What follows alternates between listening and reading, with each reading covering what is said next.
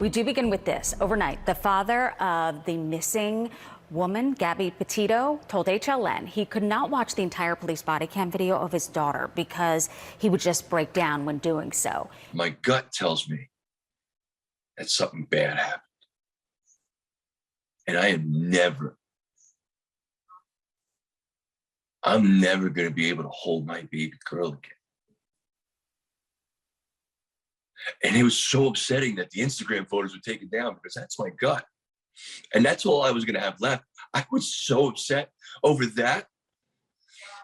And how stupid is that for a second? You're like, I wouldn't even let my wife touch me. I had to go outside and just cry because I couldn't control it. What my head tells me that if I focus on that, I'm not going to be able to do the job that needs to be done, that our boyfriend or fiance should be doing. He should be leading this charge. And instead, he's not. Or he should be side by side with me. And he's not.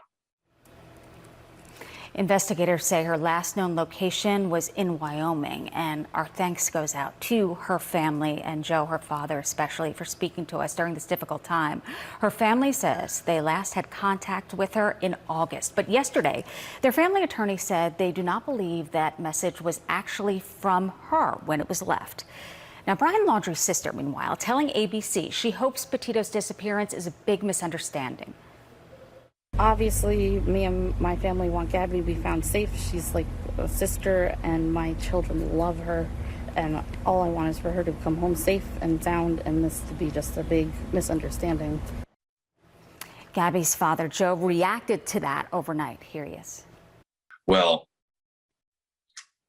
if you love Gabby as a sister, and you knew your brother was home on the 10th, and no Gabby to be found, who lives in that house, and told no one, okay, it explains a lot to why we're in the situation that we're in now, you know, because their version of love is completely different than everyone else's on the entire planet.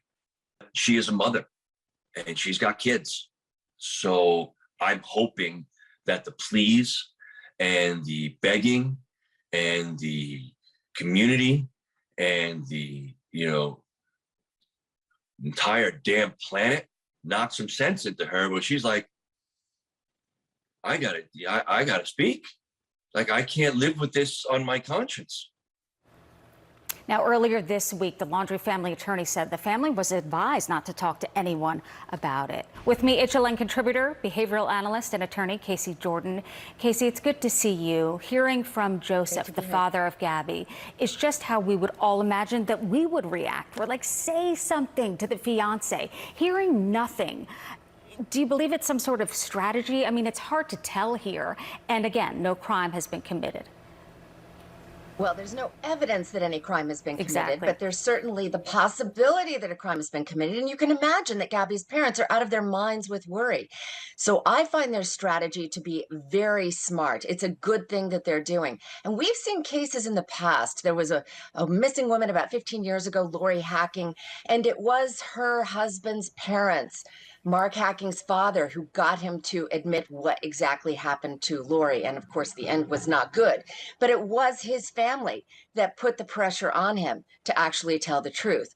So the fact that Gabby's father is just pointing out the obvious, that if Brian is engaged to their daughter and he loves her, he should be talking about where she might be. His behavior is highly unusual, and just pointing that out put some public pressure on Brian to cooperate with the police. And I'm looking at their social media videos. It just looks so young, and I can't imagine what Gabby's father is going through. He says he'll never be the same no matter how this turns out. One way or another, I got to get her home. And the answers will come when we do. Good, bad, or different, the answers will come. No matter which way you slice it.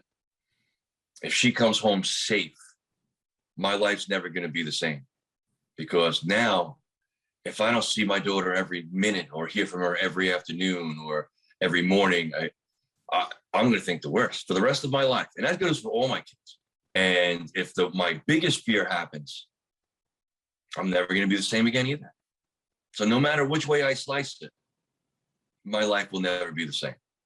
Casey Jordan, thank you. We'll be following this as it progresses. Appreciate it. HLN legal analyst Joey Jackson joins me to discuss.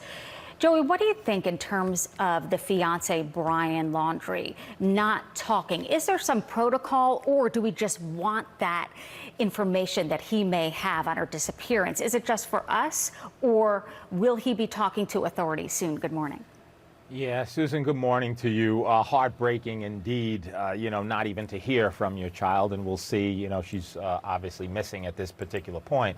In terms of the fiance, it's important to recognize and understand that, look, from the constitutional perspective, no one wants to hear that, of course. They're after their daughter. They want their daughter home safely. I think the world agrees with them. But from a constitutional perspective, there is no imperative, there is no obligation, there is no requirement that he speak. That is the fiance to authorities, and I would not anticipate that he do so. Remember what he did, Susan, is he went home to Florida to his family, and he got a lawyer, and his lawyer says, my client's not talking. So there will be a piecing together of sorts of this particular case, from state to state to state, from digital print to digital print, from gas receipts to text messages, etc., and that's how they'll solve it. But the fiance, to your question, has no obligation to say a word.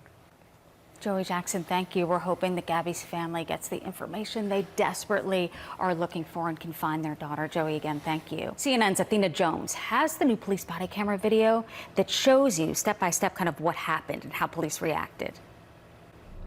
All right. What I need from everybody here is help. A family begging for answers after a cross-country road trip ends in a mystery. Newly released police body camera video now raising even more questions. 22-year-old Gabrielle "Gabby" Petito from Blue Point, New York, missing for weeks after setting off earlier this summer with her fiance Brian Laundrie in a converted white 2012 Ford Transit van with Florida plates. Gabby Petito never goes outside. The pair documenting their journey on social media, including YouTube. Hello, and good morning. It is really nice and sunny today. But local police found Petito's van and her fiance Brian at the home they shared with his family in Florida. He returned there without her September 1st. I got a quick question for you, Brian. Sure. On August 12th, police in Moab City, Utah were called to a possible disorderly conduct situation captured in this body camera video. According to the police report, they encountered the couple engaged in some sort of altercation. We just been fighting all morning, and he wouldn't let me in the car before. And then Why wouldn't he let you in the car? Because of your OCD? He told me I needed to calm down. Yeah, but I'm perfectly calm. Petito, who told the police she suffers from OCD, described in the report as confused and emotional and manic. Don't text each other tonight.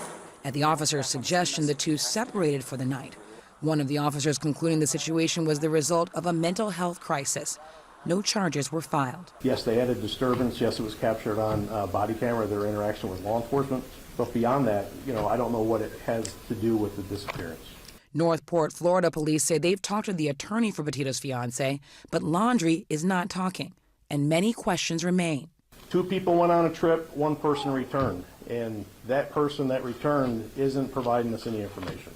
In a statement Tuesday, a lawyer for the Laundrie family said they are remaining in the background at this juncture and will have no further comment. A lawyer for Gabby's parents, Richard Stafford, saying, Please, if you or your family have any decency left, please tell us where Gabby is located. Tell us if we are even looking in the right place. All we want is for Gabby to come home. Petito's family last heard from her in late August. I received a text on the 30th. That was the last communication I had. Petito's parents believe she was last in the Grand Teton Yellowstone area of Wyoming. They reported her missing to Suffolk County, New York police on September 11th.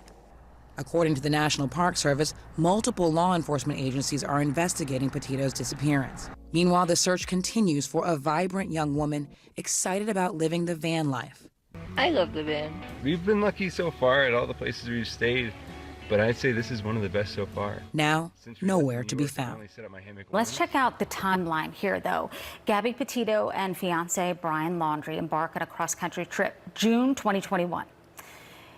Here is what we're tracking now. On August 12th, someone called police about some sort of altercation. No charges were filed. That is where the body cam footage comes from, which suggests the couple separate for the night. We don't know if they actually did, though, or not.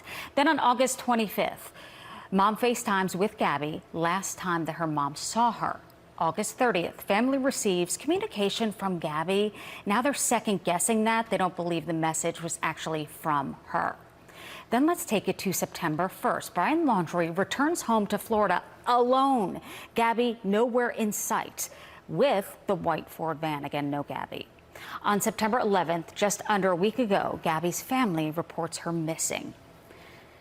Newly engaged, 22 years old. If you do have any information, her family is in desperate need of that info. Here is the number on your screen, 1-800-CALL-FBI. Any information they say will be helpful.